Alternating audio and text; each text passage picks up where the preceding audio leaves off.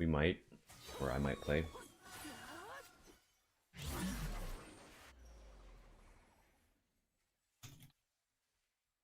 Sorry, I'm just responding to my girlfriend. Yeah, I'm just chilling.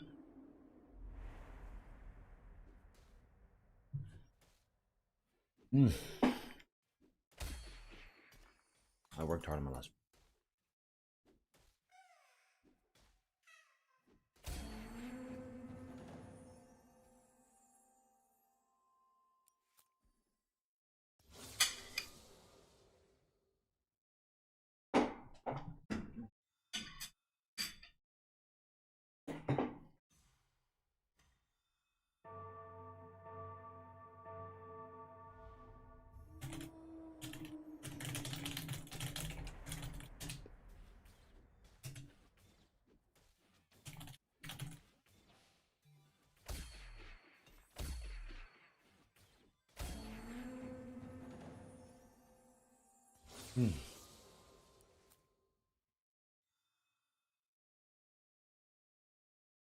One second. Let me boot up my shit.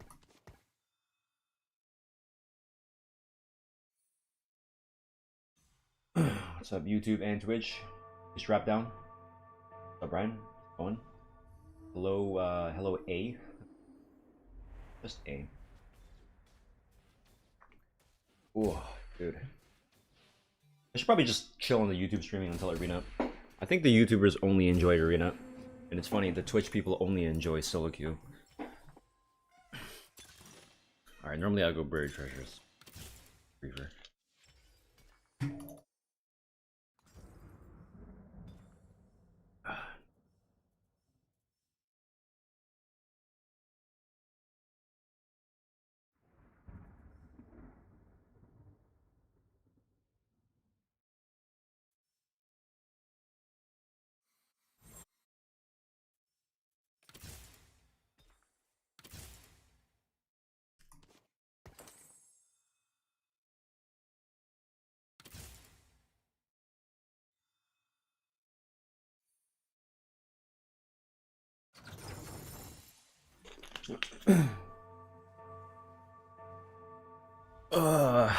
Maybe I should just talk as if so the live concurrent viewership never goes above like 200.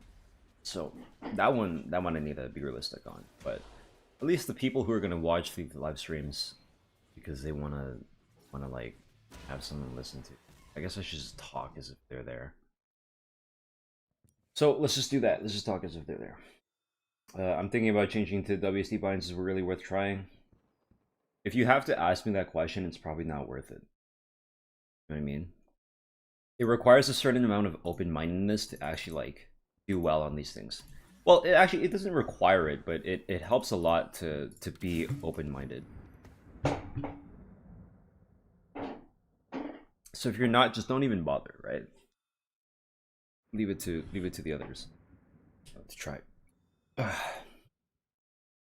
Anyways, anyone that I'm just gonna assume, hopefully they leave comments affirming, validating what I'm saying here, where I know for a fact that people won't watch me play TFT, but people will put on my shit just to listen when they're sleeping or they're doing any of that kind of shit. And it's not like I want to like release a video or anything. What was that? Kind of confused. The first games, random flash. If you, oh, you mean okay, yeah, for the WSD. So I'm just gonna talk. I'm gonna just talk all the fucking time. Basically, my next video I was gonna do on reaction times, and I thought this was an interesting topic because no one really discusses reaction times in League of Legends. Everyone talks about mechanics, or the idea of someone having mechanics. Mechanics tends to be used in this sort of like catch-all scenario where if someone dodges something well, they say he has good mechanics. If someone lands skill shots, they say have good mechanics. If this person is capable of like dodging two things while also accurately hitting, that's also mechanics. It's like, even though there are a lot of individual components, people tend to boil it down to just mechanics, which is funny to me because if you want to improve anything in particular, you actually should be separating them out into different categories. Because even if you can bunch them up into one-term mechanics, I'm going to use a word here, it's called gestalt. It's gestalt in nature, as in you can kind of look at a group of 5 things as 6 things. You can say, well, multiple things. You can say there's A, B, C, D, E. But then there's also A, B, C, D, E, like the group as a whole. There might even be clusters, like A and B, but not C, D, E. Or you could say A and E, the opposite ends, right? There are a bunch of different ways of categorizing a group of things that, to me, is really important to pay attention to, just so that you can identify A, B, C, D, E, work on them, and then now you have the whole group. So that's my little introductory to this next video for anyone that cares. The general idea of not necessarily like compartmentalizing, but more like taking a surgical look at each individual thing, and then maybe compartmentalizing things together. So, because a compartment kind of implies that it's got like multiple things. I'd rather look at like each specific individual thing, even if they're closely related. That's what I try to do with my past video. So that's sort of general idea. To me, seems like a very effective way of teaching people, because we can hone in on what is reaction times first, define that, and then we can go to how do you train that? What kind of reaction times are there, right? What kind of reaction, what kind of like muscle or part of your brain are you using when something flies at you from fog versus something flying at you in front of your face, right? It's a different kind of reaction in the sense that one is primed and the other probably isn't. But you know, you could be primed for something coming at you in an open field and you can see it, and you can also be primed for something coming at you from a distance.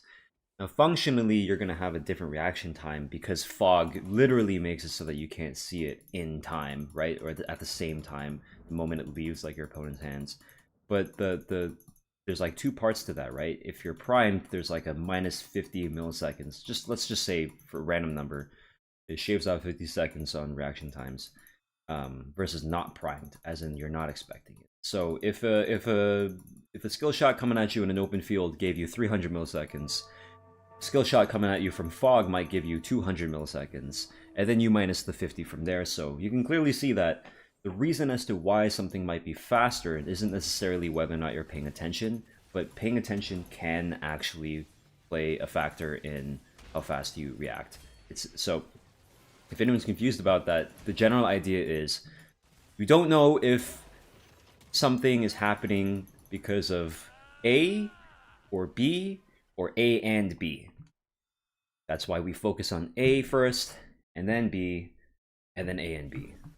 So when we go to make that video, or when I go to make that video, hopefully anyone that has watched this VOD and listened to me explain to the air, really, this is my new strategy where I don't even look at chat, I just assume people are engaged. Because I know that people watch the video afterwards when it's shared, when it's saved as a VOD. They'll be ready for this. They'll basically, I'm giving them a lesson plan. So that's my informal understanding of reaction times. I haven't taken any courses. I'm not college educated. I'm simply someone who plays a lot of games and thinks about them, hopefully deeply, or tries to at the very least. That way I can be a lot more prepped for whatever it is that's coming at me. And that's why I'm Challenger. That's why I'm good at this game. It's because I applied all these lessons, and either you're saying I'm very talented, or you have to admit that some of the ideas that I'm presenting are actually factual. Or maybe not factual, but more like have utility. You play 5 games every okay, I'll read the chat now. If you play 5 games every now and then, do not do it. If you're locked in playing 20 games a day, it's worth the change. That's a good point, right? Repeated or important to actually practice. What's up, Dustin? Excited to watch you play TFT. I've been looking forward to the day where you stream it. Oh, really? Okay, what oil do you recommend to use to get in the ring with a large dominant? Anything that makes you slippery, eh?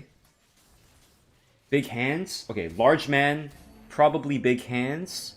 So a lot of surface area, right? Which means the more surface area touching something real oiled and slicked, more slippery it'll be. I think. That's my hunch. More likely to just kind of do one of those. Make an alt account to learn WSD binds. Nice. I'm glad the YouTube audience is at least engaging with me today. Damn, I like all of these. Fuck, maybe I need combat. Normally I go this.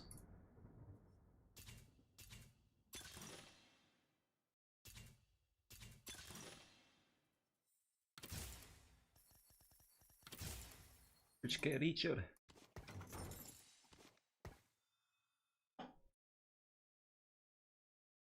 Well, that's why you don't want to try on your main. Or if you're gonna try on your main, don't play a rank game. All you need to do, see, this is what a lot of people are afraid of doing. Seems like they don't want to go into like a practice tool and practice. Now, why would they not want to do that, right? Well, bunch of different reasons.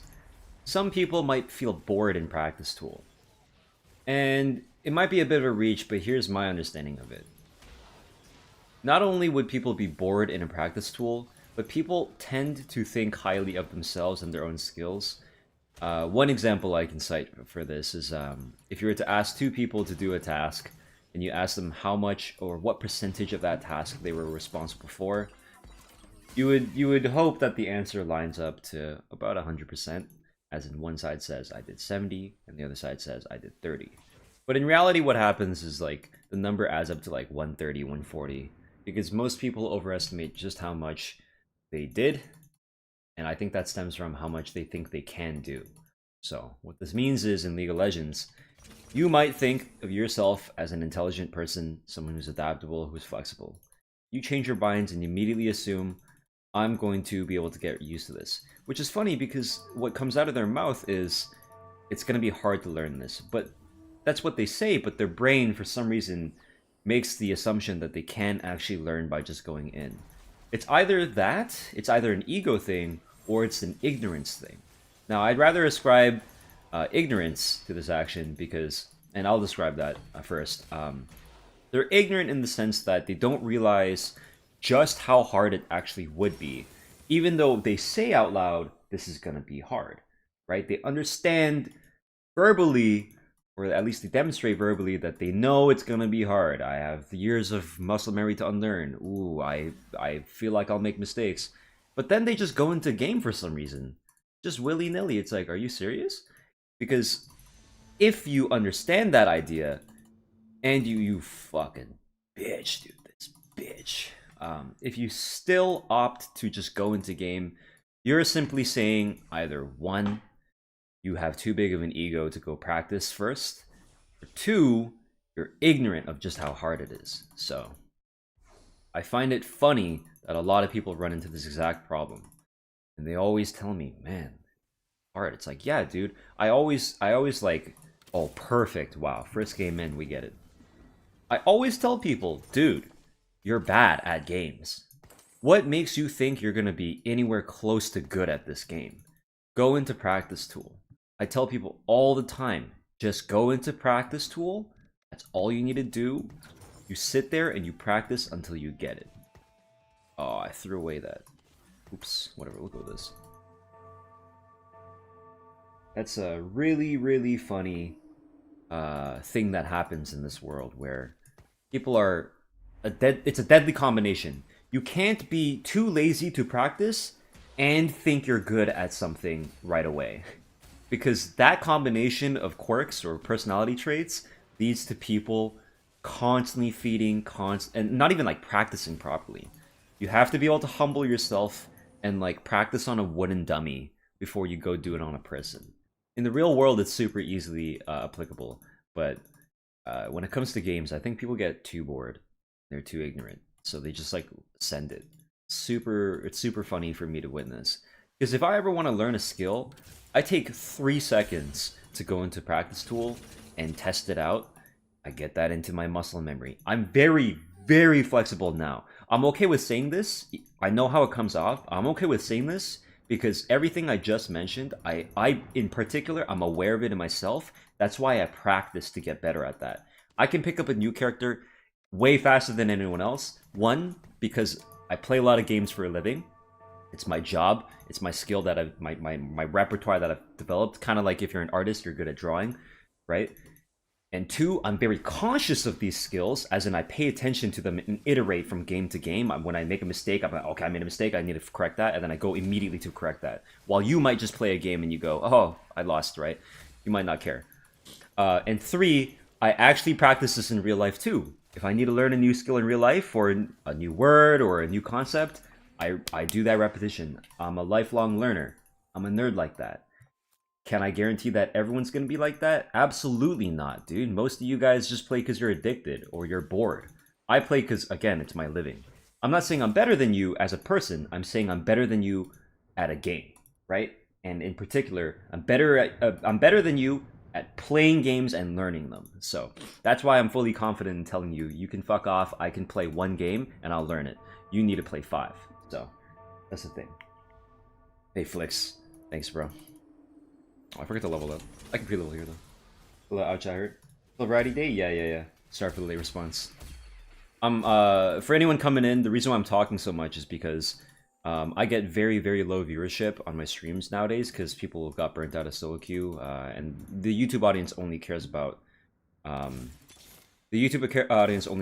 arenas, so they don't come around often. I'm a little bit salty about it, but it's okay, honestly. You know, they could do what they want. So I'm just talking to the people who are gonna be in my VODs, and I know they will be my VODs. Because that's where they always go. Thank you. Let me... Damn. I can get shit out here. I'll just roll to 60.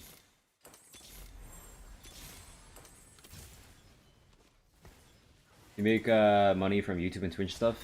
Yeah. Arena ever come back? Yes, it is. Thank you for the sub. Ouch, that hurt. I should have stayed on level 6. I made a mistake pre-leveling.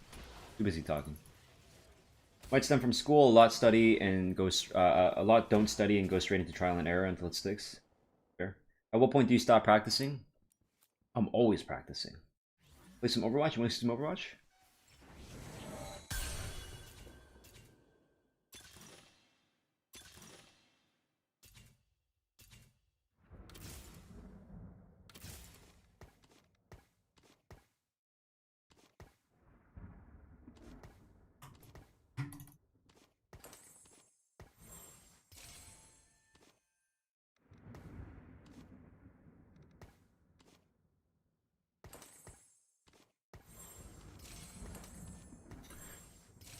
Should be good.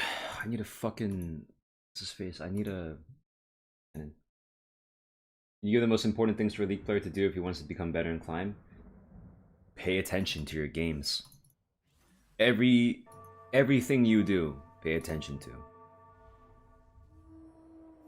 If it worked, if it didn't work.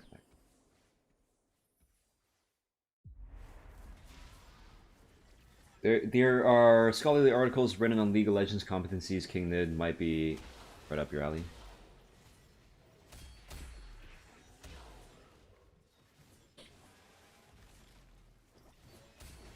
Yeah, the thing is, I don't have a formal education, but I pay attention to a lot of things. And if I'm interested, I'll read about something and I'll study it. This is like a lot of people in the world. It's pretty much everyone in the world. If they care about something, they will learn it. Like, they will simply just learn it. They'll get good at it. They'll understand it. It won't be any trouble for them to do that. But for others, it's like... It's one of the most difficult things for them to do. It's like they just cannot fucking pick something up proper. I can understand that. But you need to identify which kind of, you know, what kind of person you are. If you're someone who you realize, like, fuck, you don't learn, well, you better fucking learn to learn. So that's not just like a lip service, or that's not like a soundbite. Like, learning to learn is an actual concept, right? For example, some nerds, they'll sit in the front of the class because they know that if they don't, they're not going to pay attention. So if they sit in the back of the class, they know like they're gonna fuck off, they're gonna sleep or whatever. So they force themselves to be in an embarrassing position if they were to fall asleep. You know, like, you fall asleep in the front of the class, dude, the professor sees you, right? So some people, you know, force themselves in situations like, what does 5 Superfan do? It makes the item radiant.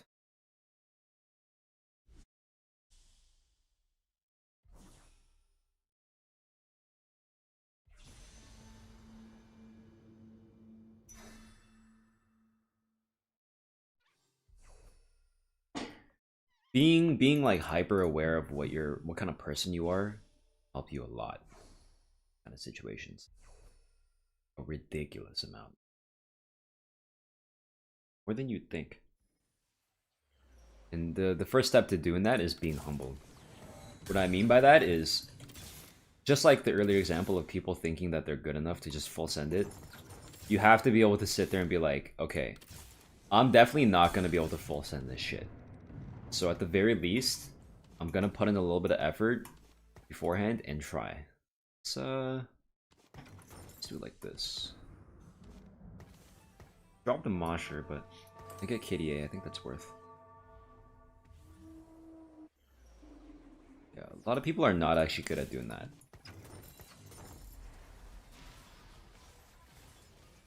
So once you drop the ego and realize, holy shit, I might actually be a terrible learner, I need to force myself into situations like practice tool or sitting at the front of the class, you're gonna be good to go. Or more importantly, more accurately, you're gonna be more likely to succeed. The 4-line. I sit in the front of the class, else I can't hear what the teacher's saying.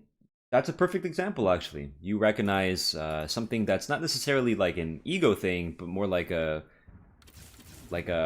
trait that you're lacking.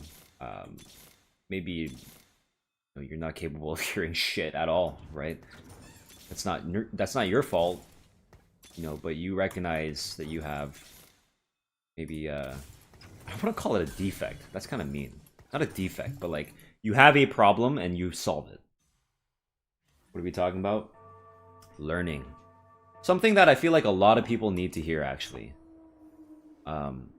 Because not anyone in particular, but someone just mentioned how it was difficult for them to pick up WASD. And it's like the hubris to assume that you can pick up anything in 3 seconds is kind of, it's not something that like everyone should have, you know? Like even I, when I go through life and I try to learn shit, I make the assumption that I'm gonna be able to learn it because I've learned like numerous different tasks before. I would imagine compared to the average 24-year-old, I've had to learn way too much shit in different categories. You like a lot of 24-year-olds by now might specialize. They might do their general education and then they specialize into something. That's different than what I do. I have to learn like a ton of different fucking concepts.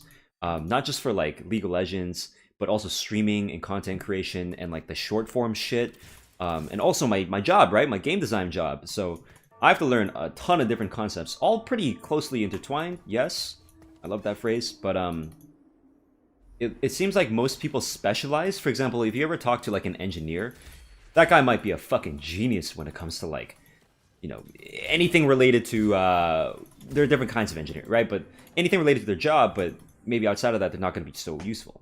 I'm not saying everyone's like that. I'm just saying like the average 24-year-old probably hasn't had to branch out as much as I have when it comes to like running my own fucking business and like answering just all the shit. Okay, it's not that I'm a better person. It's more like because of the environment I guess developed into. Oh my god, I don't know why I fucking leveled up there. I was kind of forced to learn different skills, right? It's kind of like if you're just working part-time jobs all the time and you're not doing the same one.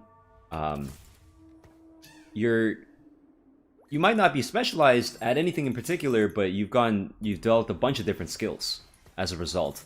Will that be helpful?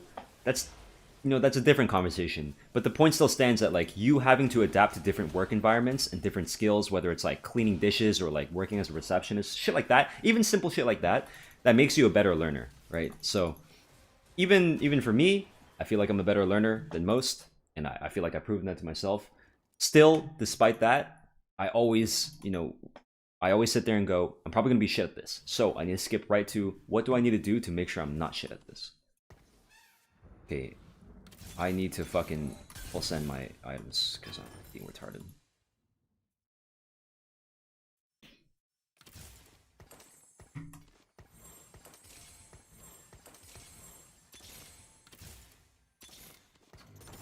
Fuck me. Really? Just meet these items.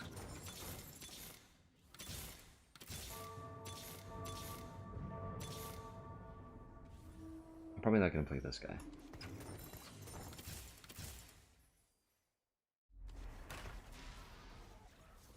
As a 24-year-old, I know my job in and out, but I'm ignorant in 99% of everything else. Right, because you haven't been put in an environment where you need to, right? You probably know basic stuff. Like, how to do the laundry or, like, maybe cook some basic dishes, but... a lot of people are super, super specialized.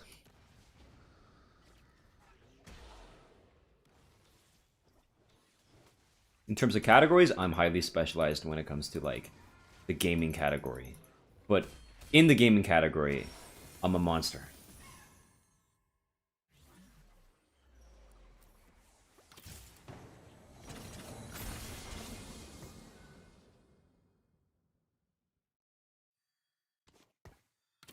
It's too greedy going for these, I think. Maybe I just play for econ and then I level up to 9, put in this guy. It's okay. But I'm down to greed.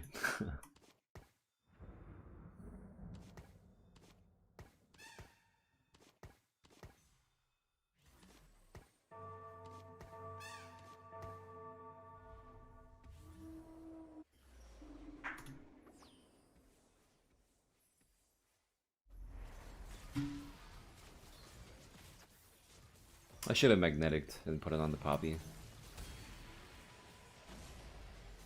I'll eventually put in set and... oh, this guy has so many Mordekaisers, what the hell? How long do you think one should practice to get the hang of it? I meant about the... how long you should until you get the hang of it? This is two different questions. Are you asking how long does it take for the average person? Or how long should you practice WASD? I'm assuming you're asking how long does it take for the average person. I wouldn't know. Take any amount of time. Depends on how shit you are, I guess.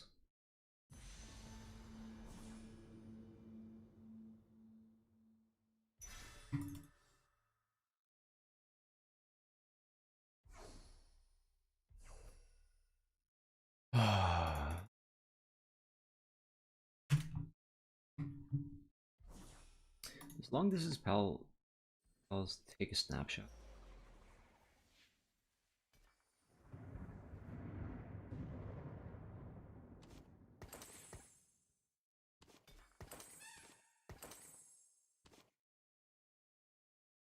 I'm gonna...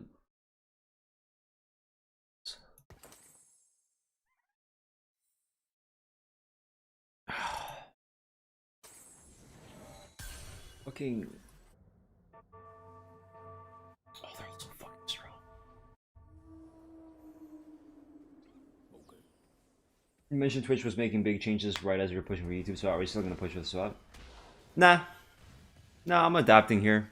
I recognize that YouTube does not give a shit about anything outside of TFT. Or sorry, outside of Arena. But they tend to give at least somewhat of a shit. So this is kind of funny to me. Let me try to explain. Oh, I just lost. Unlucky.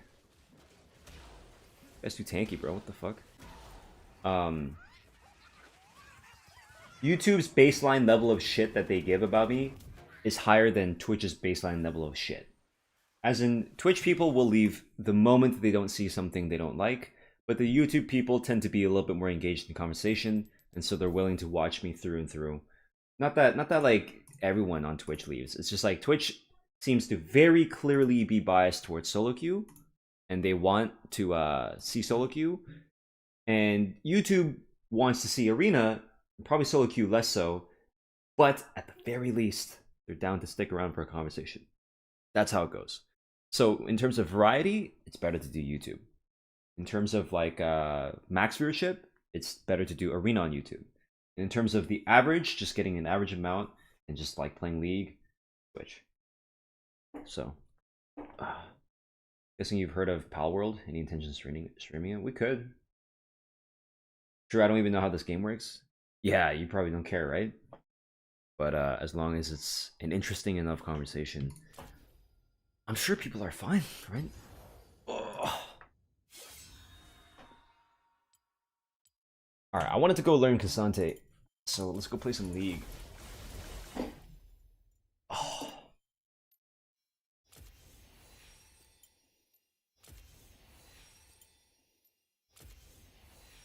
I have blue essence here. Stride Breaker changes. I think the other items are a little bit too strong.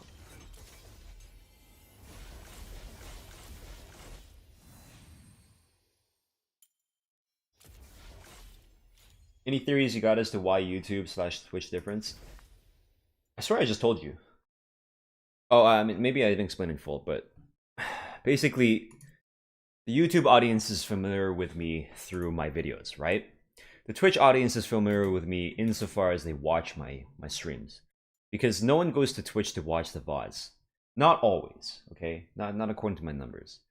However, because of not however, therefore, the YouTube audience will be more primed for conversation, because every YouTube video that I put out is not going to be like a stream.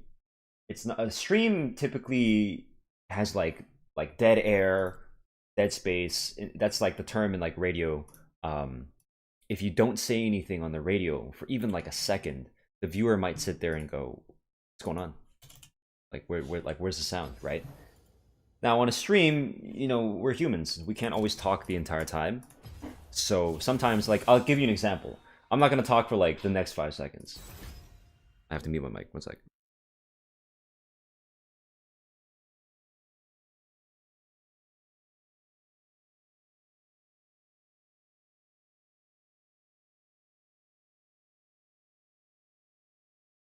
One second, I'm getting.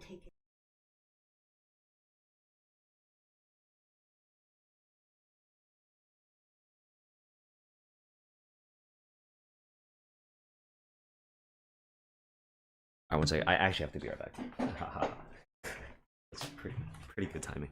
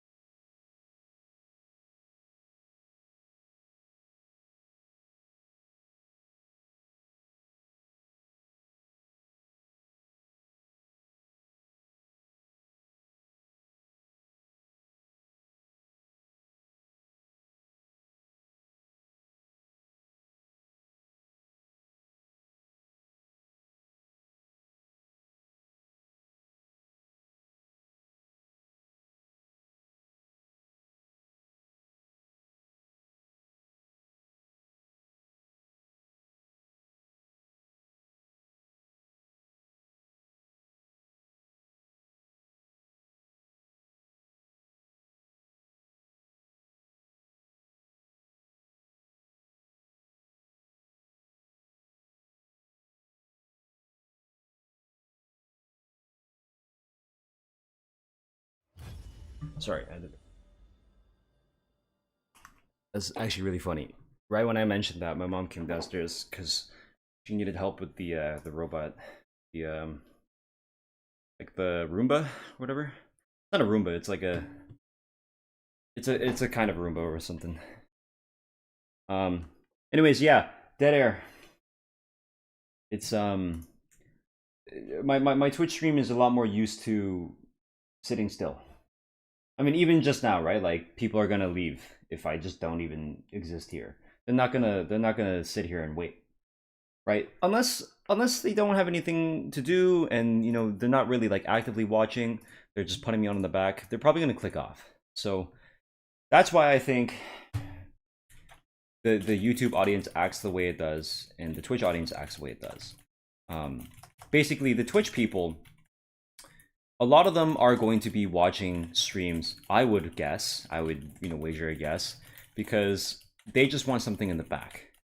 But the YouTube audience, typically, if they're going to go to watch someone's like video, if the whole channel, right? If my whole channel has presented itself as like constantly talking, 10-minute bursts of information, right? Because if you watch my videos, I'm never once not talking. Even during my gameplay videos, I'm just constantly talking, right? The entire fucking time. So, because of that, if they come into my stream and they see, oh shit, he's not talking, they're bored. They already have an expectation of what I'm supposed to be like, right? And so they're like, oh, this is not like his videos. He's not explaining shit. He's not, like it's not entertaining. They have a shorter attention span. So I'm assuming that that is the reason why there's a huge difference between my YouTube audience and my Twitch audience. That's why, even though regardless of what I do, if I get into queue, no one really like stays. Like not that many people stay to begin with during queue time, but more people leave on my YouTube stream during queue than people on Twitch. So if you apply the same reasoning, you can see exactly why that's the case. It's because no one on YouTube is willing to wait in queue with me. They want to see some shit immediately. They're lazy. Maybe not like lazy, but they're like their attention spans are just not there. They want that constant. That's why when I make videos, like I said again, in my videos I almost never have like I make sure to intentionally edit like this so that people don't click off. I'm always fucking talking. There's like one moment in my previous video, one moment where I didn't really have good footage. I just showed me TPing to get ready for the Master Yi gank, where I'm like, fuck. I really hope they don't get bored with the 3 seconds of me not saying anything. I really hope, dude. I don't have anything here. I didn't want to go back and redo it, so I didn't.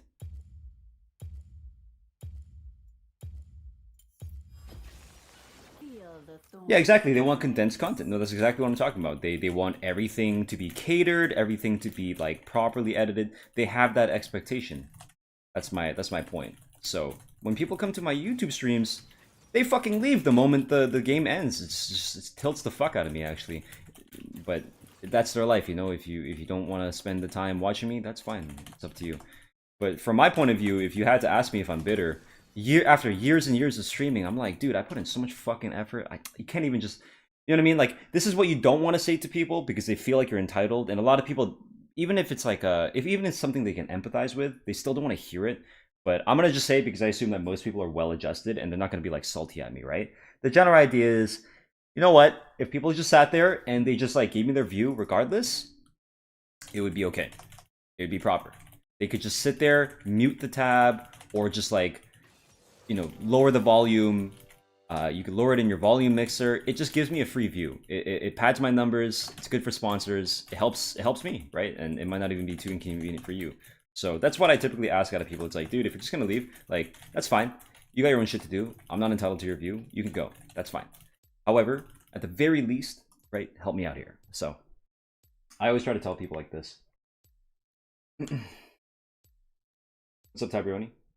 Yeah, so at least Twitch people, they seem to like be okay with chilling with me. I'm like always fucking talking, right? Like too much, if anything. So I try to make it hard for people to want to leave, not only in the content of my speech, but the fact that I'm talking a lot to begin with. I'm keeping you entertained. I'm playing Tetris while talking at the exact same time. This is a skill I developed a long time ago because I realized, dude, it's probably boring if someone's just kind of sitting there watching me doing nothing, just sitting in queue, right? So at the very least, I have like my own version of Subway Surfers on the fucking screen that you can pay attention to, which sucks because I noticed people don't actually care, right? I thought I would have like a bigger retention. Let's just call that, you know, let's use the retention stat. What's ironic is more people leave if I use Tetris, specifically if I change the scene to the Tetris scene. I could have the league queue in the corner of the screen like this, right? I could have it in the corner, but even then, if I show that I'm in queue and I'm playing another game, people are more likely to leave. So what's funny is I adapted. I made sure to show like this fucking screen of like me being in champ select, like it's half baked and everything, because I realized, oh my fucking god, people don't even care if I have Tetris on the screen. They're gonna leave regardless. So at the very least, I'm going to try to not signal to their brain that, hey, we're in queue time now, and like try to keep you on the hook a little bit like this. This has helped numbers a tiny bit, because it used to be that people would immediately evacuate the moment Tetris came on screen.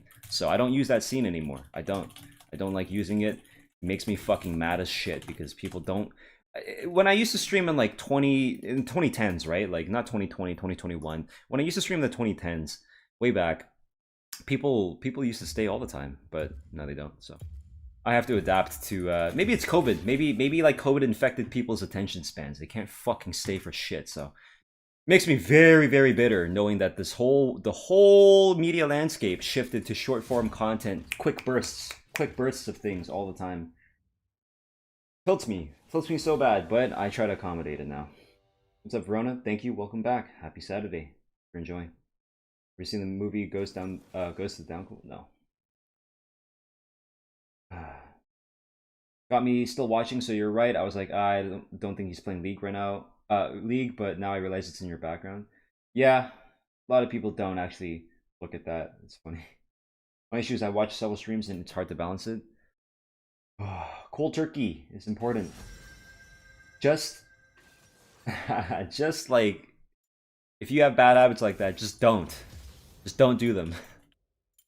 That's what I would recommend, seriously. Like, if I recognize I have a bad habit, I just stop. If it's really bad and I like it's super important, I just stop. And a lot of people recognize these issues in themselves, but they just don't do anything about them, right? So I tried to have a longer attention span. I don't know. Do shit.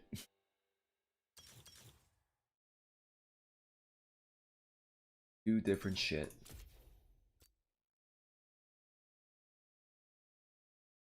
No, I'm capable of sitting down and just like watching something.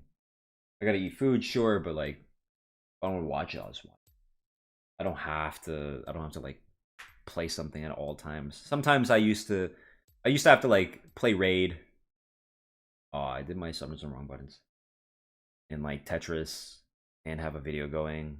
I definitely need videos in the background, like audiobooks and stuff, but at the very least I can just sit there and play if I want. You know, can you give me a coaching? Can you at least spell my fucking name right if you're gonna ask something like this? Because there's a reduced player base in Challenger, do you think it can be disadvantageous for you to release a video about the way you dodge? No. No, why? These people are not going to be as smart as I am, I promise you. They might be higher rated or whatever, they grind a lot more, but when it comes to actually like focusing on the game, I promise you I'm a lot better than these people. No one bothers to think like this all the time. And if they do, it's unconscious. It's not like an iterative process, and it's way better to like constantly adjust. But more importantly, constantly adjust properly. That's my skill. I mean, you guys watch me do it. Every day I play, whenever I stream, you can literally hear me out loud. Like, I'll notice things. He likes to do this. This guy seems to do this. Right? Everything they do, it's a data point. All right, this guy queued this way. He queued at me straight 4 times. Okay, I'm gonna dodge this way, and then I'm gonna see what he'll do. No one does that. No one fucking does that. So I don't care if people try to read the way I dodge. If I notice that they're doing that, then I'll pay attention to it. And then I'm down to bring it down to a 50-50, sure. In a lot of cases, right, it'll be like that. It's a 50-50.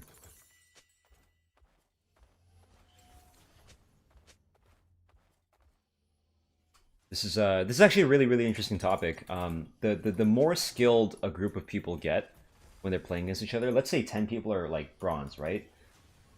Um, there's a huge amount of variance, and there's like the strategy is up for grabs. But if you drop one challenger into that group of 10, as a group of 11 people, one challenger and 10 bronze, he's gonna dominate, right? Like he's gonna shit on everyone easily. But if they're all challenger, you would think, are they going to be challenger against each other and shit on each other, or are they going to be just like the bronze players where they're all on the same level, so there's a ton of variance? And the answer is actually there's just a ton of fucking variance, because the more skilled you get, the more important the luck factor becomes, right? You would think like, oh, it's a solved situation, they solved each other, but it's not actually like that. It's like people can do counterintuitive things on purpose in order to disrupt that kind of zero-sum game that a lot of people think that it's going to be like, right? Now, unfortunately, yes, compared to the bronze players, the 10 bronze players, the 10 challenger players will actually have some situations that are just strictly solved, yes. Or at least in comparison to the bronze players. That makes sense? So, you do have a lot more of that, but the general point I'm trying to make is it's not entirely solved such that you don't have like at least a little bit of variance in gameplay.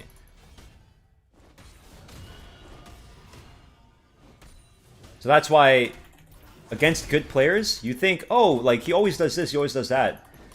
But if they're smart enough, and that's typically what it means to be a good player, you will be smart enough to do this, you can just hit him with a mix-up, even though it made no fucking sense. Give you a really good example, okay? If I feel like the enemy jungler is pathing a certain way and it's going to gank me, and then, I play safe against that, and then I show that, the opponent can see that and see, okay, this guy's clearly thinking a certain way, and so even though my jungler actually isn't here and is on the completely other side, opposite side of the map, I can pretend like he's there. And by pretending like he's there, you're affirming the other side's suspicions of, a gank coming or something. But in reality, it wasn't actually coming. And you were just, playing into their... You're basically using their own thinking against themselves. So that... You could say that's a read, but to me, to be more accurate about it, that's also a luck thing. Because the other side could just call your bluff, right? There's nothing that really indicates whether or not he should call that bluff. There's a lot of luck, there's a lot of variance involved.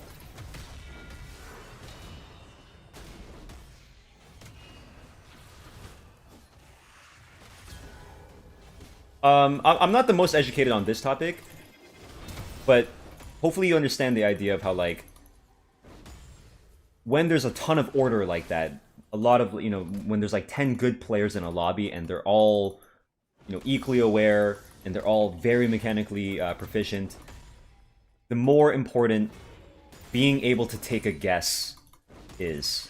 Or the more important, like, having to guess is. I didn't explain this properly. I can make a video on this, but...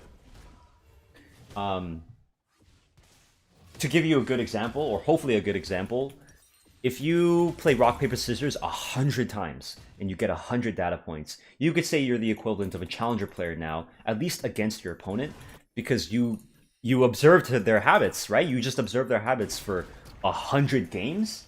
Awesome, right? That's awesome. Now you know what they favor. You can literally plot it out. You can look like, this guy did rock 40 times. This guy did paper 30 times, scissor 30 times, right? You can draw conclusions. Do you get what I mean? So you are the equivalent of a challenger player in this case, at least against your opponent, just that opponent. If you play against someone else, you're going to be a bronzy, right? You don't have any data. You don't have any sort of skills, right? There's no like transferable skills, really. Not really, okay? Now, because you have 100 data points against him and he has 100 data points against you, you're both knowledgeable about each other. So the more important luck becomes. Luck being defined as like it's hard to define this actually. It's more like you can win by trying to guess based on the data, and you can also try to win by doing a random chance. And the idea is you don't get that much of an advantage, or as much of an advantage as you might have hoped for because of the data points, such that playing randomly isn't an option. Okay, does that make sense? It's like you might you might get like you might up your win rate to like 50%, but playing randomly, let's just say for example, if playing randomly means that you would win like 45% of the time, that 5% win rate, yeah, over time it might make a difference, but it's not such a massive fucking difference that you can argue that, you know, you have to play like that. Fuck, I don't know if I'm explaining this fully, but there was a paper I read about this shit. Wish I could fucking bring it up right now. It's like basically all you need to know is luck is actually very important at very high skill levels of play. This is probably best represented in fighting games, where both sides are very aware of each other, right? So this is probably better than rock, paper, scissors. Both sides are very aware of each other, and there are a bunch of different things you have to pay attention to, like mental stack. But trying to play with the knowledge of your opponent in mind can psych you out and can work against you. But playing randomly, like playing to mix up all the time, it's not that that is strictly worse or strictly better. It's more like that is like actually viable. Is the whole point. They're just basically trying to demonstrate how like at a certain point, skill, like what skill does for you tapers off.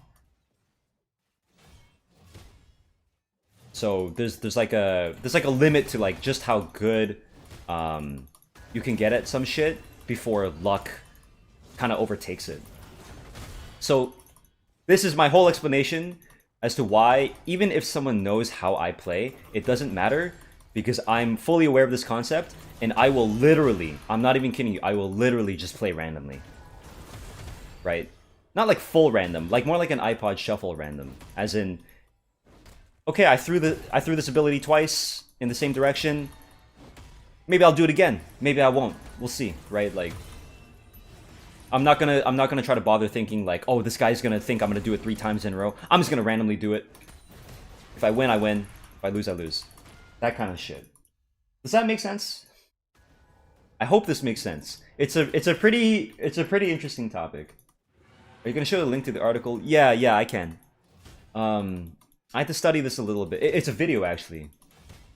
I had to study this a little bit for game design, where my friend, very educated on this shit, he showed me this video, and this is just like to the best of my understanding. You know, I think I got a couple things wrong, but I hope the general example made sense to you guys. That guy just shot behind me. He was predicting. You see that, the cane? He shot directly behind me. That's funny. The kind of like skill is a diminishing return and randomness keeps it. Yes. This is a better way of, yeah, I should have described it like this. Basically, the return on some things, like you would think skill just keeps going. It just keeps going. Like skill will always increase the reward. But actually what happens is it tapers off. God, I should just go watch the video again and cite it, just to make sure I'm getting it right. Because this is something I learned recently, which is really, really fucking cool. So, and I apply it to my own games now. Well, it's not that I didn't apply it before. It's more like I applied it, but unconsciously. Like I didn't realize that that's what I was playing into. Right? It's different than mixing it up.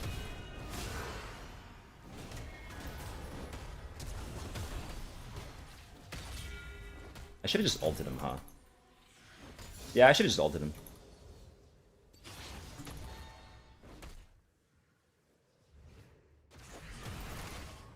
Just took my macroeconomics exam, so I can perma correlate stuff with all the curves I had to learn.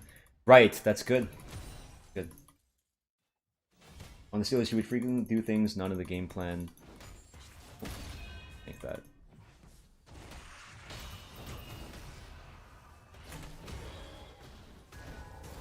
We need to kill this guy. I'm in bronze instead of challenger because of bad luck. Got it. Yes, if this is your takeaway.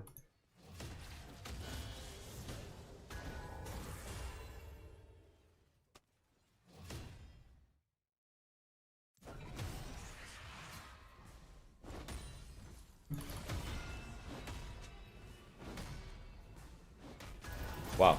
I don't know my CS range. Yeah, so against challenger players, because I know that they're thinking, I know that they're conscious.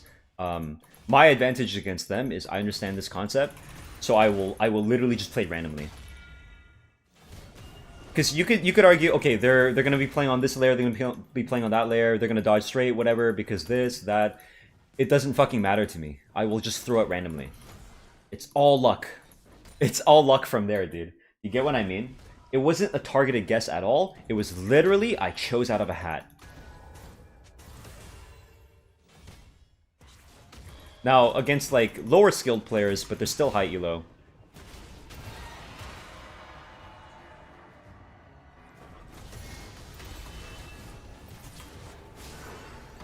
Oh, what happened here?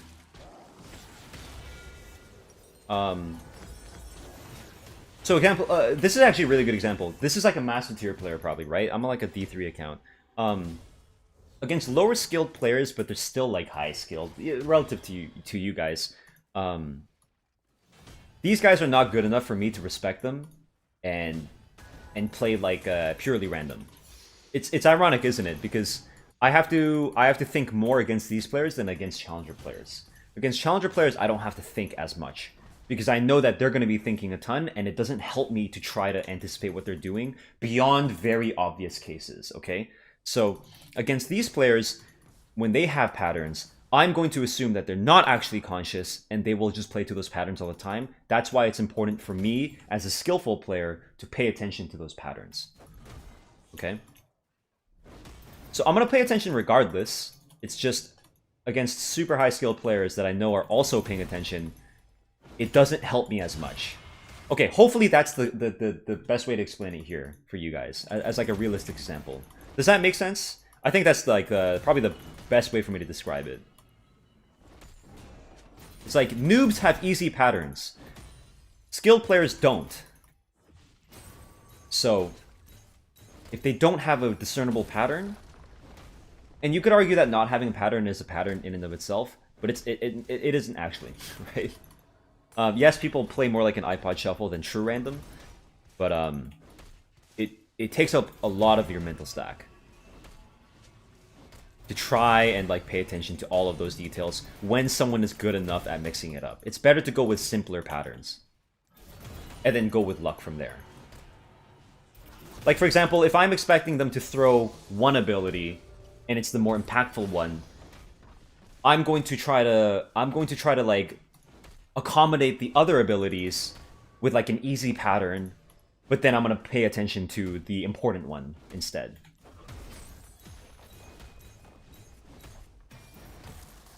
Does that make sense? Like if I don't care if I get hit by an Ezreal Q, then yeah, I'll pay attention to it a little bit, sure. I'll like watch Ezreal every now and then. But if I cannot get hit by an Elise E, because if I get hit by an Elise E, I'm fucking dead, then I'm going to stare at Elise, but I'm going to peripherally look at Ezreal. So, mental stack still applies here. But, oh, should I even be finishing this? I don't think so, right? Fuck it, man. I don't care. I don't really know how to build this champion. Thank you, Fab, for the sub.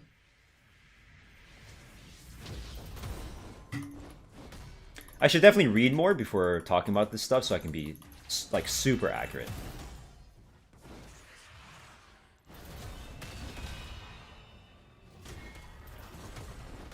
You see that dodge? Left and right. He went left and right. Left first and then right. Okay, so when I throw at him, I throw at the opposite direction. So like in Rock Paper Scissors, where both people are paying a lot of attention, how it matters less what you go for? Yeah, if both players are skilled, it doesn't fucking matter. Skill can come in the form of like knowing your opponent and also like general skill. But in Rock Paper Scissors, there's no like general strategy. That's why I point to whether or not you know your opponent as like an example of like whether or not you're skilled. Does that make sense? Yeah, if I've played against someone over and over and over again and I feel like they're trying to get a read on me, I play random. It is infinitely harder to beat me because I'm not going to play to a pattern. Sometimes I'll repeat. Sometimes I won't.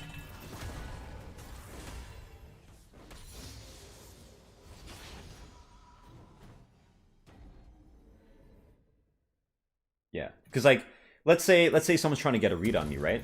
I'm trying to dial in, and they go, "Oh, okay, I know Nidhogg plays randomly, so if he were to throw rock and he won, because he said he'll play randomly, he's gonna throw paper or scissors because he wants to like not play rock. But randomly could mean I'm gonna just play rock 3 times in a row, even if I lose 3 times in a row. Or it can mean I'm gonna throw a rock 2 times in a row, and then on a third one, even though I'm winning, I'll throw a scissors. You know what I mean? Like complete fucking random as I can get. Oh, I'll try to EQ. And because of that, I'm a harder player to play against.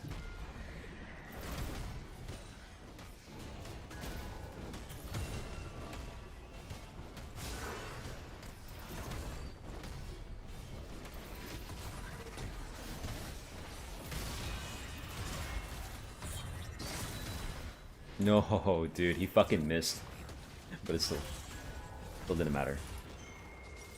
Should I finish this? Here we go, Jack Shield. I'm gonna finish Fimble. I'm gonna try this.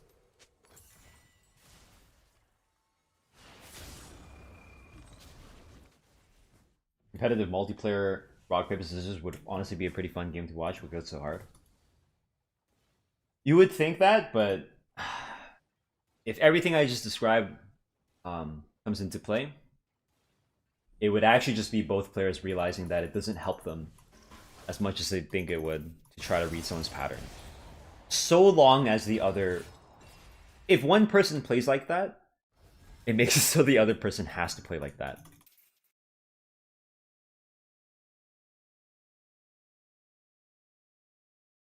That's my takeaway from the video. Let me go find this. Bill put it in the design chair.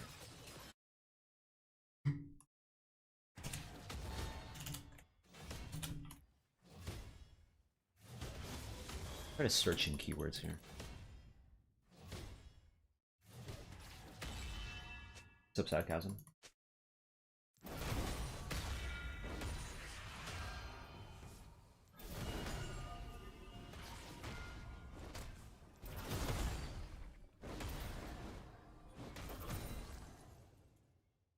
I think I understand it. Oh, I already read this. Basically, him doing shit outside of the norm throws off anyone guarding him. Yeah. There's a difference between predicting and playing completely randomly. A lot of people have tells when it comes to their predictions. Like how long they hang before they throw a spell or something. Or their past behavior. And if their past behavior tells you a pattern, well, you've got a pattern, right?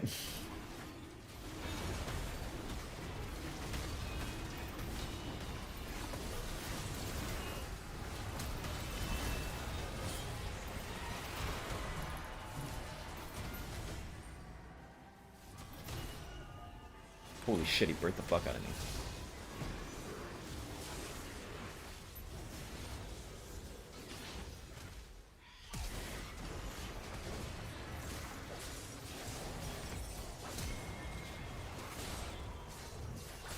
Oh, damage.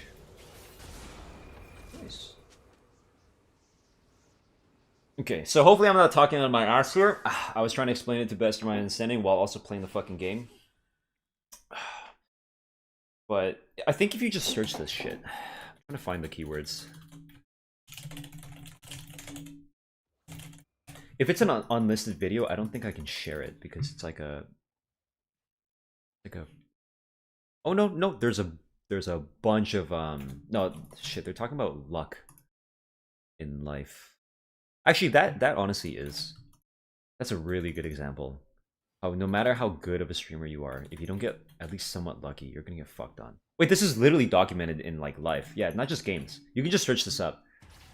Relationship between luck and skill. How eventually skill doesn't really matter as much as you would think it does. Yeah.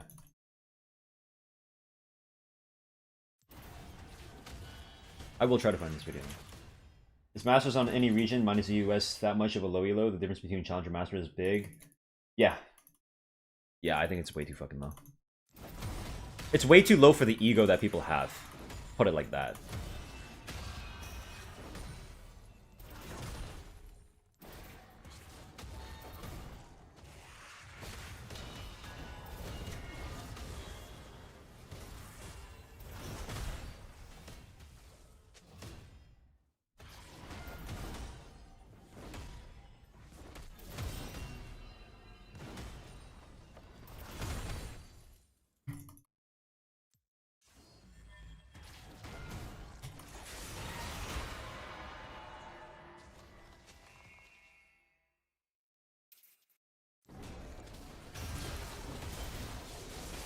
good. What I did there was when he ulted at 21:55. I looked at the clock. And then I typed the timer. Because Mordekaiser ulti is 7 seconds long. Just go Merc Treads here. The common jungle pattern is perma-contesting every objective. No, I wouldn't say that's common at all. Common sense? No, that's not common sense. And even if you say something common sense, that shows a lot more about what kind of person you are than anything else.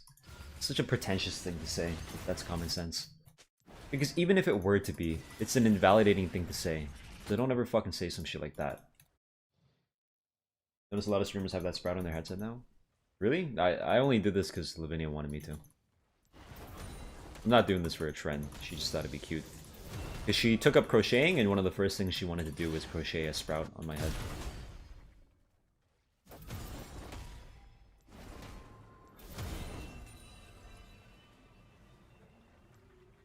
Mercs does not affect Mord's ultimate, though.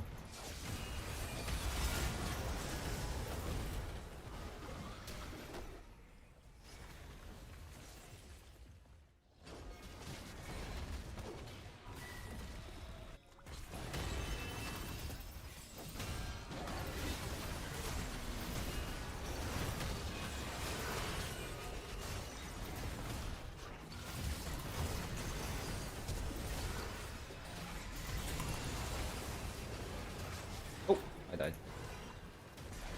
Fun champion, dude, I gotta say.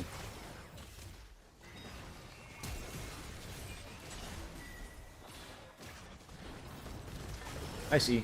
Nice.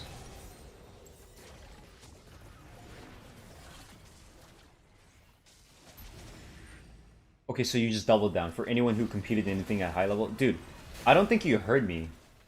I actually think you just didn't hear me, or maybe you're at a delay or something. I don't know.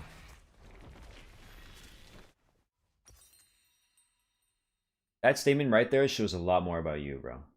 Egotistical as fuck. Never got the people who even have an ego in this game if they are now one of the best players in the region. Just want to ask because I feel like learning a whole new game from the point. So yeah, thanks for it. Yeah, no problem. The whole point is no one at any point should have such a massive ego about their League of Legends skill to the point where they like dunk on others, right? I'm okay with someone bringing it up if someone else starts it, right? The idea is if no one starts it, no one has to deal with any of this shit. But if you start it, I'm totally fine with someone flexing, dude. Just dunk on them. That's 2402.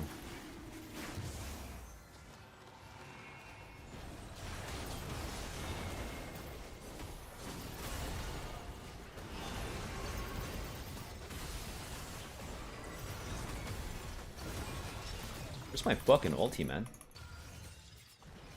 Guess I just wasn't hitting it.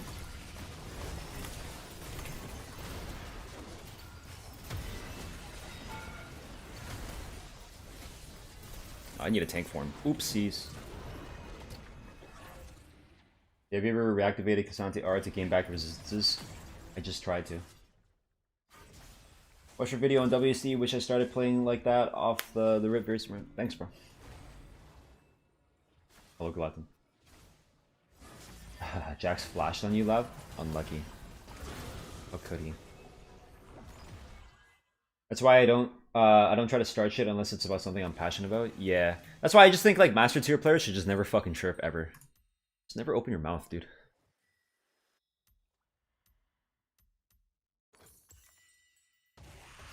It's like if I'm a challenger player, I've been challenger for fucking years. If I don't feel like I have the right to just sit there and then talk shit to my teammates randomly, you don't have the right to do that ever. I don't think anyone has the right to do that. I don't even think Faker has the right to start shit first.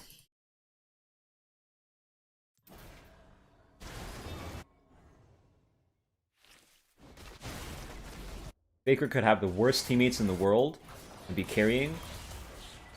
But if he talks shit and says, you guys are bad, I'll tell him, dude, you have no right to do that.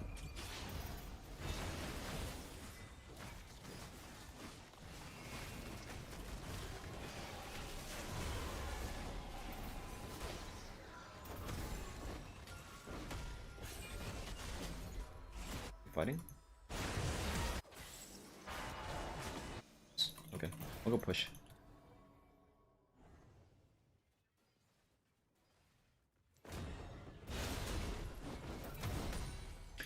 I'm used to this champion in Arena. I'm actually used to having like Outlaws Grid and shit like that. It's kind of weird playing him on the Rift. I don't think I gave him a good go though.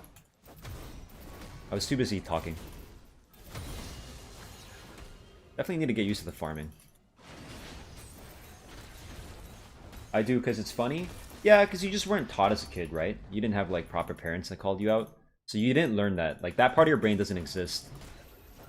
It's not in your head to sit there and go, these are other human beings. It might be funny for me, but I'm being a dick and maybe I should stop. So it's unfortunate, but some children don't ever get that lesson. You're just one of them. Yeah, a lot of your playbook will just be like, oh, why is it a big deal? It's not a big deal for me, blah, blah, blah. It's basically a lack of empathy. Is what I'm getting at. Which is unfortunate.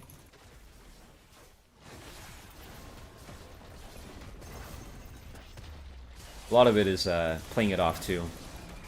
Blaming the other side, saying they're too sensitive. That kind of shit. It's cringe. You think Rumble is overtuned / OP? I don't think he's overtuned. I think he's just really good at doing what he needs to do. Good at his job. Rude but true? I'm not being rude at all here. Look what this guy just fucking said. This is the appropriate level. This is a fair response. As in, if someone acts out like this, you need to be this aggressive. Who's gonna be patient with an overgrown child? Not me, bro. Why the fuck would you do that? Don't even try to say that shit's rude. Shit is completely appropriate. That guy had an infinite amount of time to think about what he wanted to say, and he just said, I do because it's funny. That's complete ignorance. So just like how your response saying this deserves what I just said. That kind of pushback. Don't ever make an excuse for that shit. What rank did you peak Arena? I never really grinded. I was like 5,000. I played on like multiple different accounts so I didn't have to deal with the nerds.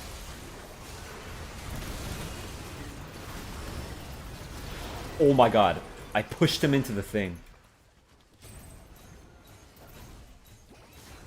Nice combo, dude. Nice combo.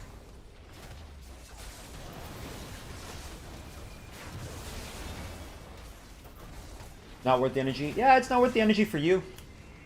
Don't ever tell me it's not worth the energy as if to say that's objectively the truth. Maybe for someone like you, you don't want to put in the time. So then you shut the fuck up and then let me do it, okay? Because I have the energy too. Because if you don't want to call someone like this out, they get to go on. They get to go on for free. Be proper. If you're not with it, don't be against it. Alright, good shit from the Hui. Alright, let me find this thing.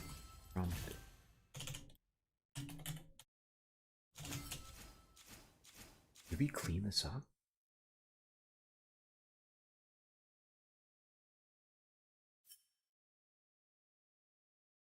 They link too many books.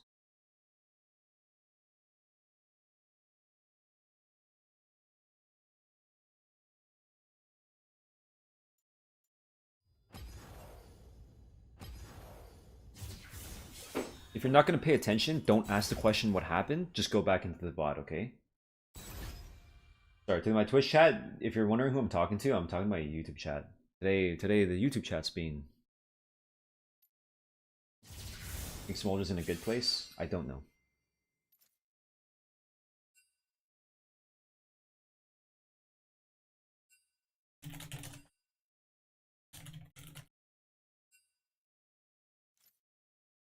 You're using the app to stream both? Forget the name? Yeah. Figured someone blocked me? That's smart. Going straight there.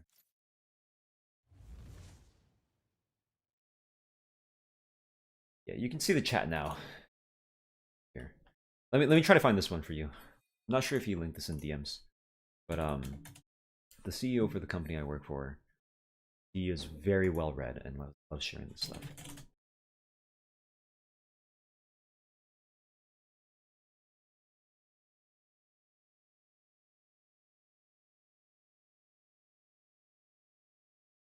He linked me 3 books. So fooled by randomness, thinking in bets, and freakonomics. These are 3 suggestions I can give you guys. It's his suggestions to demonstrate this thing. We were talking back and forth about the thing I mentioned at the start of this game about luck.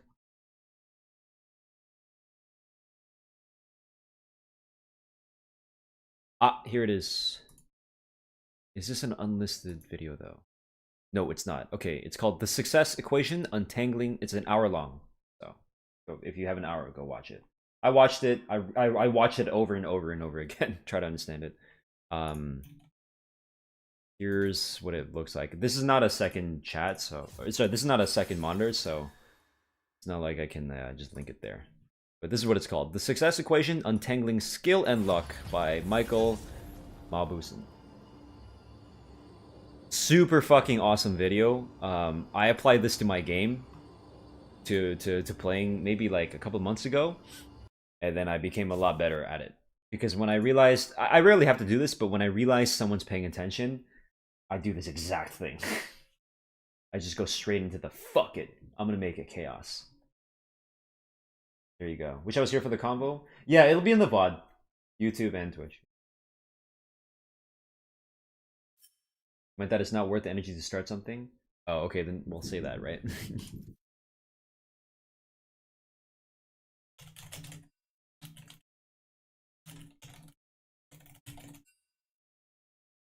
You think, as your viewers, we should try to call out people when they're typing too much in the game?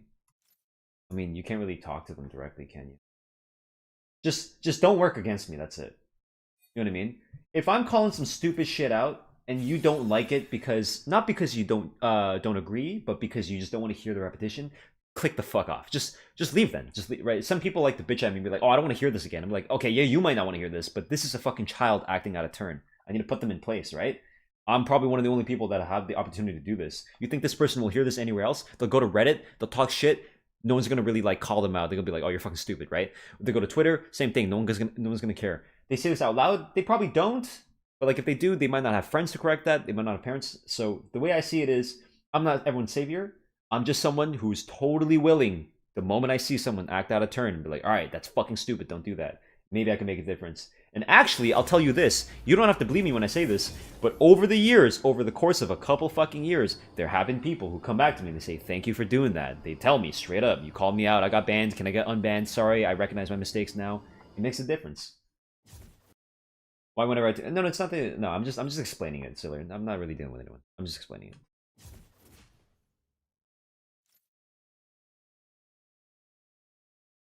It's not that big of a deal. It's just like it takes a lot more energy to explain something than it does to like instigate shit. Does that make sense?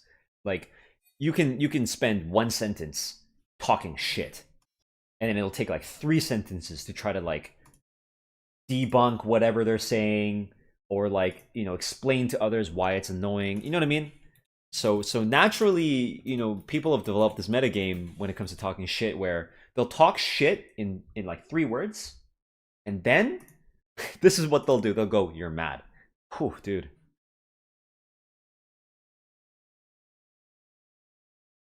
Yeah, it's infinitely easier to troll than it is to, like, deal with a troll. That's why it always seems like, "Oh, you're overreacting, you're doing this." And it's like, I'm not saying I'm never overreacting. It's more like, it'll naturally look like I'm overreacting regardless of what I do, unless I just say, like, "Fuck off." You know what I mean? And fuck off is not good enough. Fuck off does not do well enough, dude. I can't guarantee that a fuck off will like sit in their head. What is going on here? Bugged, okay. Just mute is probably the most annoying response to me. Yeah. How are you in your games today? I only played like, I played like 1 TFT, got 4th. I just played a Cassandra game. I didn't really learn because I was too busy. I was too busy talking.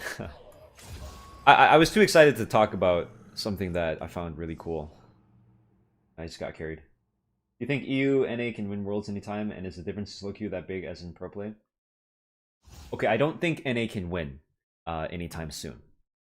And here's why. Okay. This is going to be... These are always going to be stretches. So I'm not trying to present my opinion as a strict fact, but I just want you to listen to my reasoning, okay? Because I think this is a really cool topic that not a lot of people will give me credit for. And also there's sweeping claims. So let's start off at the very beginning. Not the beginning, the fundamentals. Eugenics. Do Koreans and Chinese players technically have an advantage through their genetics? No, absolutely not. However, what you can say is, even if they did, this is important, okay? Listen to the argument. Even if we genetically had an advantage when it comes to like games, as in your reaction times are faster, or maybe you pick up things faster, even if that were the case, it doesn't matter in comparison to paying attention to environmental factors. So, what does that look like? An environmental factor could be something like the culture, the attitude towards things that you grew up with. For example, a Chinese person, Chinese kid born in China, might. I'm not joining Call yet, Lab. I want to talk about this. A Chinese kid might have certain values instilled within them that lead to them being better at games. Okay, give you a very fucking good example. Chinese kids in China, to stand out, you have to do way more than you'd have to do in like North America as like a white kid. You know what I mean? Let's see this. Ban me on YouTube too? Yeah, sure. I'll ban you on YouTube too. You're a nobody. Enjoy having no money. Bye. Because in China, you are one amongst a fucking billion, right? So naturally, your parents are probably going to do something like tell you you need to study every day, you need to get good grades, even on your homework, because even if you get 100 on a test, there's like 20 other kids that also got 100. How are you going to distinguish yourself? You get 100 in North America in a class of 30, no one's going to bat a fucking eye, right? Oh, sorry, people will bat a fucking eye because like half the kids don't even care, half the kids, are spoiled, right? They live, lives where, they're relatively well off or something. You know what I mean? Like people are generally better in a developed country, so they might be more spoiled. Bit of a reach, up to you. I don't think it is. I think it's pretty fucking well documented, okay? But you can clearly see how the way you're raised can lead to you treating something like a game more seriously because you're like, oh, you're taught to excel at whatever you do. So when you play a game, you want to excel. It could even be that the people around you in North America, even if you don't have a culture of excellence, a culture of like study hard, it could be that the neighborhood that you grew up in happened to have like kids that hosted a study group, and so because they study all the fucking time, you naturally got that kind of value instilled in yourself of like anything you do, you must study, you must like try hard, that kind of shit. Does that make sense? So the environment you grow up in matters a lot more. It's something I care about a lot more in comparison to who the fuck you are, what kind of genetics you have. Obviously, some people are a lot more predisposed towards like height, right? Height has a huge. The word is heritability, as in like how likely are you to inherit this stat, this feature, right? So like height has like a huge amount of heritability. Some like conditions, like heart conditions and stuff, like it's genetic, right? Like a lot of these things are genetic. When it comes to reaction times, I'm not actually sure what the science is on that. I don't believe reaction times are transferable. I'm not actually sure though. I would guess that it's not. But I could totally see two athletes having a child. Their kid would have way faster reaction times, not because of genetics, but because their parents are athletes, so they're gonna fucking raise them to maybe like be the same. You know what I mean? Like that kind of shit. So environmental factors play a huge difference. Therefore, if you agree with me there, we can clearly see that in China, in Korea, when it comes to playing games, because maybe they don't have as much time, they care more about whether or not they're doing well, or they care about like their level of practice. While in America, North America, these fucking spoiled kids, these white ass kids, I'm like basically the whitest kid on earth because I grew up in Canada in that kind of multicultural system, and I grew up lucky enough to like not care about most shit, right? I've got that kind of privilege. So that led to me being a lot more spoiled, a lot more lazy about things. But despite that, I still got good at games. Why? Because I cared, right? So obviously, it's not like I'm locked into it. It's more like my environment kind of set me up to be a lazy motherfucker, and I am in all other aspects of my life. But when it comes to games, I have a different situation. So you can clearly see other people, other kids, if they've never had to worry about shit in their life, and they can just fuck off and play video games all the time. They might feel entitled to things. They might feel like, oh, things are should be given to them. So when they don't win a game immediately within 3 seconds, they might get tilted and like flame people because they're so used to mommy and daddy helping them out.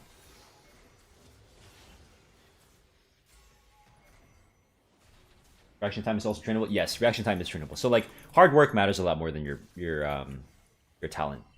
I don't mean I wouldn't even look at talent. And I'm not saying people are more talented. It's more like a combination of a different environment, a different culture when it comes to like excellence, and also like literal material conditions, as well as like So I'm getting distracted right now. Oh fuck it. Did I say that? Environmental, yeah, environmental conditions, culture, being one of them, and also hard work. Yes. Would this apply to the general pop? Yes, the general population makes a lot more sense to take a look at. Pro players are always going to be exceptions.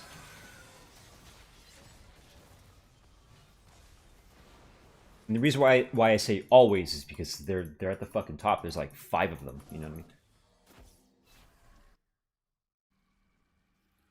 Okay, not 5, but like a handful.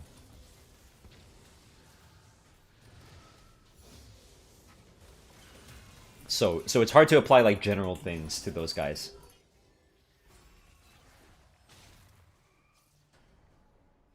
What's going on?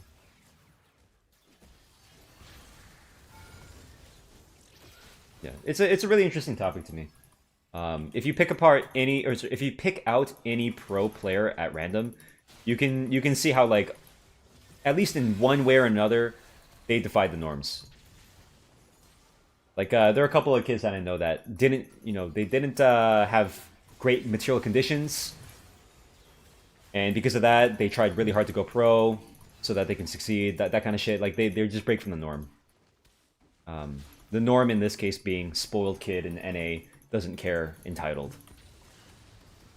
Although, you know what's fucking funny? There are a lot of spoiled kids at pro levels. And they're good. They're good for different reasons. They're good because they played a fuck ton. You could call that hard work, you could call that just being a nerd, right? And they had like a lot of free time to play. But they're still fucking spoiled in that anytime I play with or against them, they clearly think they're the main character. And it's the most annoying shit.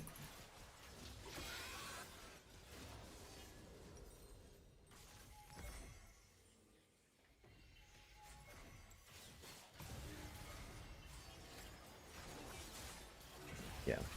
One thing that we might not pay much attention to is nutrition. Nutrition's a big one.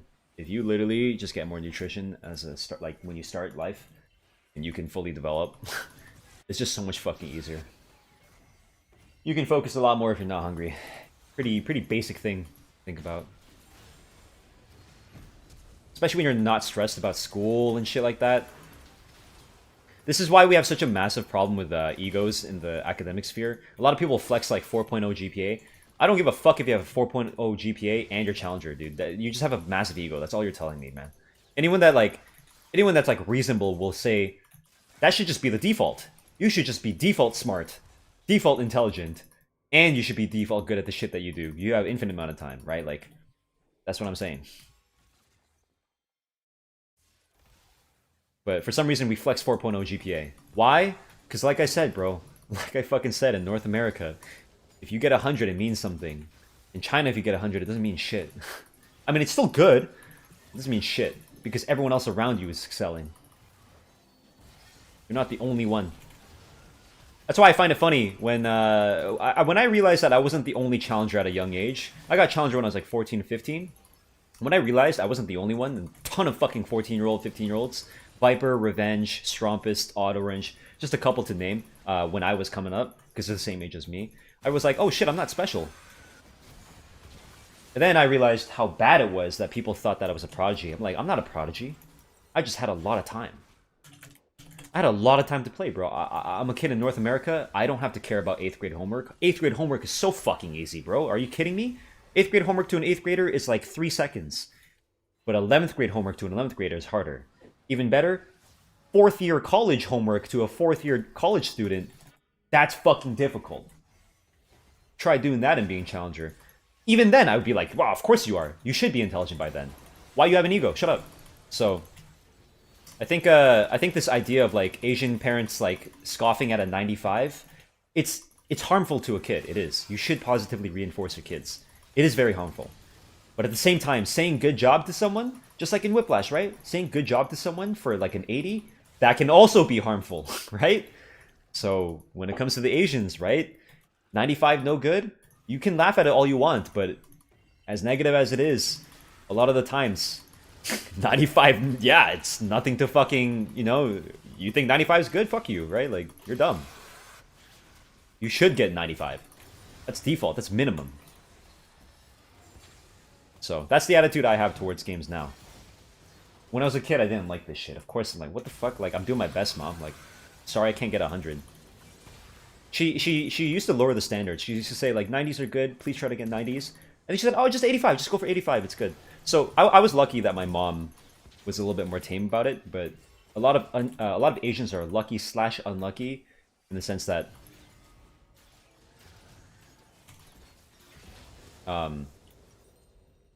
they don't get that kind of pass. You're special. Alright, girl. Good shit, bro. Do I need to FF this? If I'm holding this up, I can ask my guys to FF this.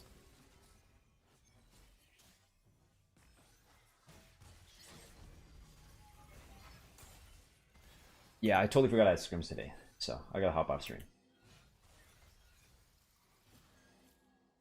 So I don't think NA or EU West can develop this culture in a reasonable amount of time. I think the Koreans and Chinese will always be ahead of that. It's like life or death for them. As much as like a North American kid would want to tell me that it is life or death, no, it's fucking not. It's not the same.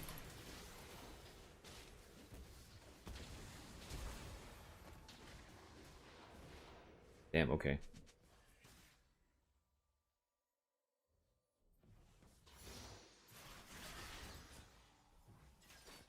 Why do you think imports don't work then? What do you mean? That should be the most obvious thing ever. You take someone that's born in a certain environment that expects certain things, you put them amongst people that don't act like that don't, resonate with that, don't have the same drive. Think they're gonna, excel. Also, a lot of people are just collecting paychecks.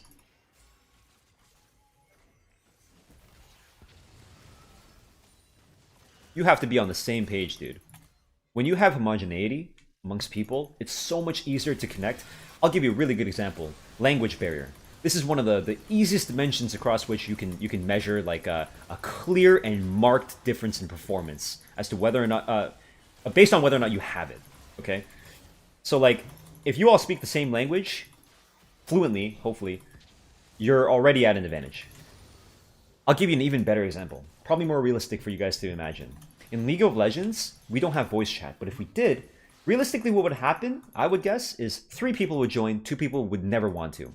And even better, girls would never join voice call. And because girls would probably never join voice call, or are less likely to, because they don't want to get harassed, they want to, because a lot of gamers, like you motherfuckers, right? You guys are misogynists as fuck.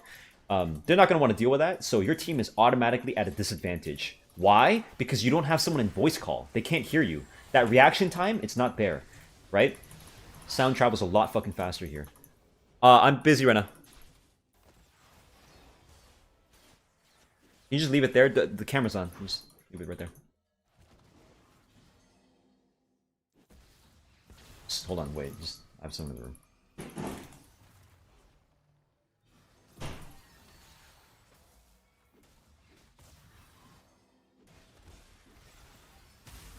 Hello?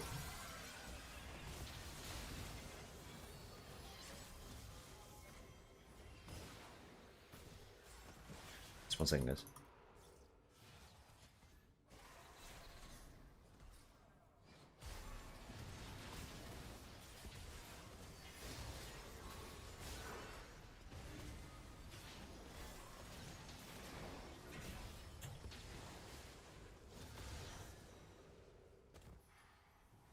What are you looking for?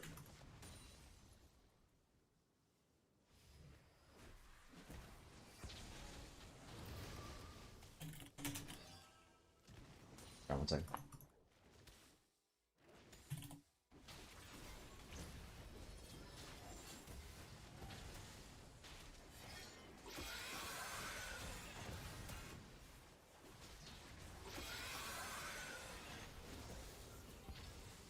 Can you just bring that upstairs? I'm in the middle of my stream here.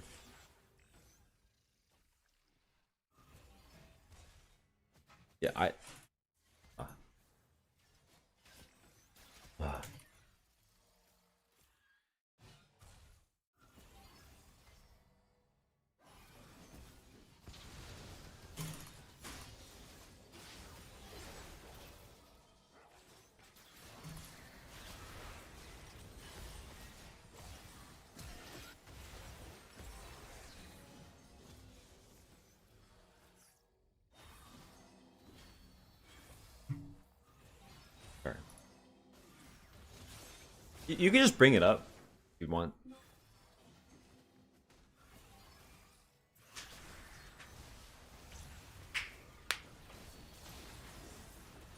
I'll answer your guys' questions in a second. Guys.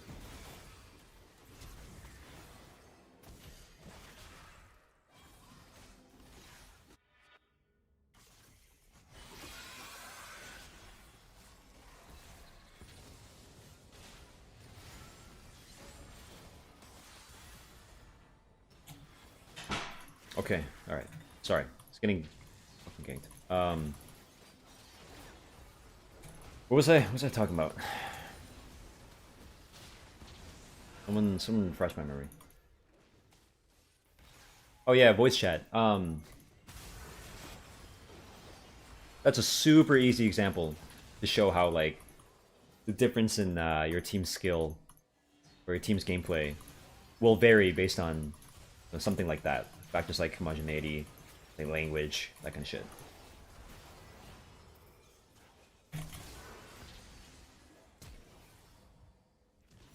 Lol.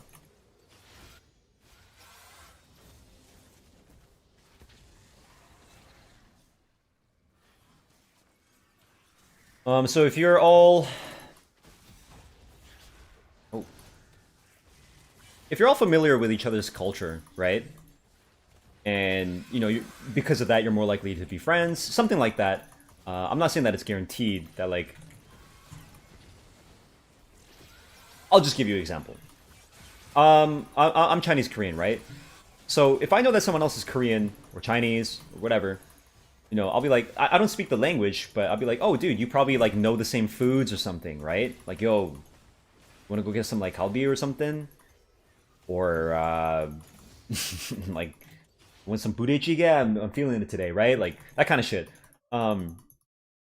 I would definitely assume that most people would be more comfortable with people that have like similar qualities, right? Like some of them don't really matter. Like tall people probably don't make friends with like tall people all the time. It might not matter. But something like your culture, your language, and like that kind of lived experience. Lived experience is the most accurate, but lived experience is the hardest to point to because it's not really a tangible thing, right? Language is it might not be tangible, but it's definitely a lot more like easy to point out.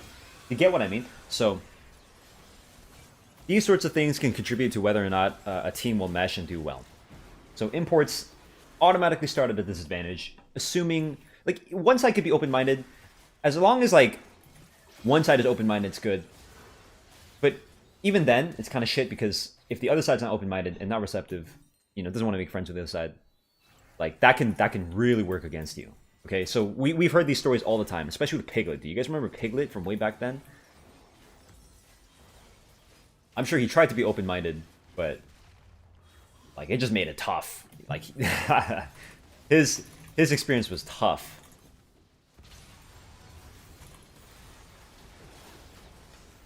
All right, these cringe lords. Fuck these nerds. All right, let's go scrim. Yeah, Liquid's ADC from like season 5 or whatever.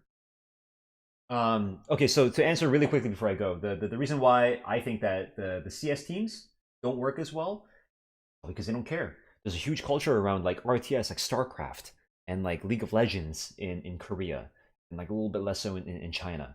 The Japanese people love fighting games, so they're pretty decent at them, right? It's about your culture too. This matters a lot. So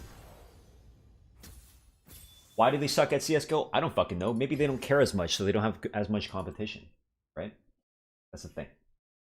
Okay, I'll see you guys. Have a good night. And don't be misogynistic. Also spell it right. See you next time. Maybe tomorrow.